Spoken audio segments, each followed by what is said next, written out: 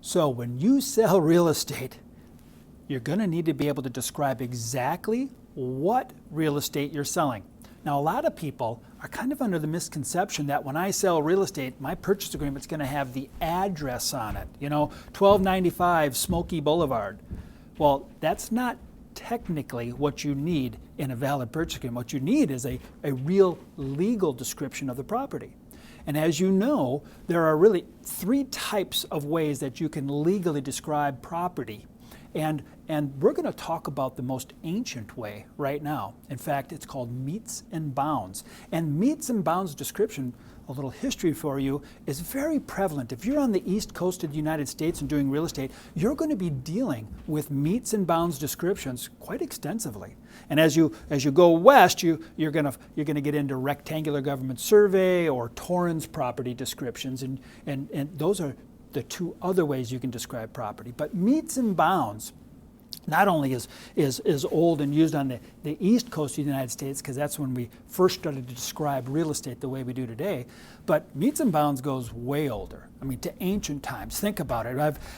I'm in times maybe even before there's writing, and I've got to describe a property line with a neighbor.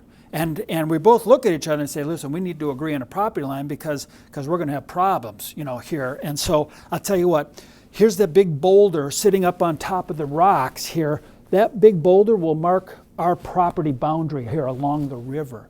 And then my property is going to go up the river all the way up to the huge oak stand up there of oak trees, and then back over here to the bluff, and then all the way along the bluff back down to the big stone building in town that we built, and then it's going to come straight back to this boulder. That's great. Very simple, easy way to describe your property ownership. But as you can imagine, we're a little more detailed today, and you're going to want to understand how to read a metes and bounds description for your clients.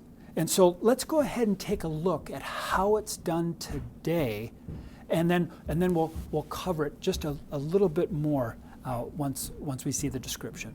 I'm going to explain the metes and bounds method of describing real estate. So we start with a legal description of a lot.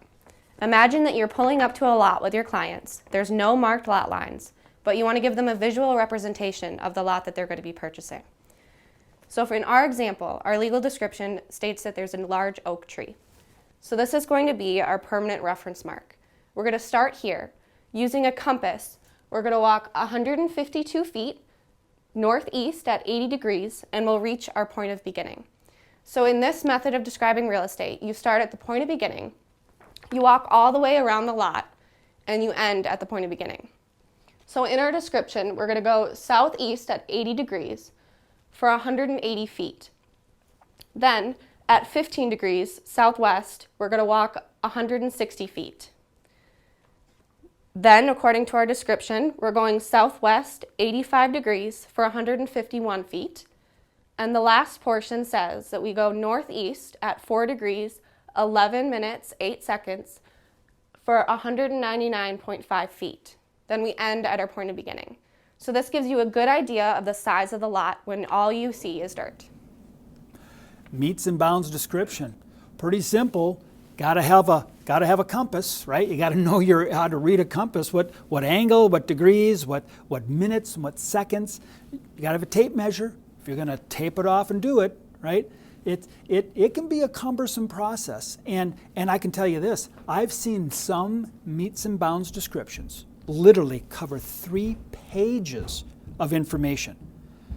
Very long, because some properties aren't just rectangular in shape or trapezoidal, they're angles all over the place.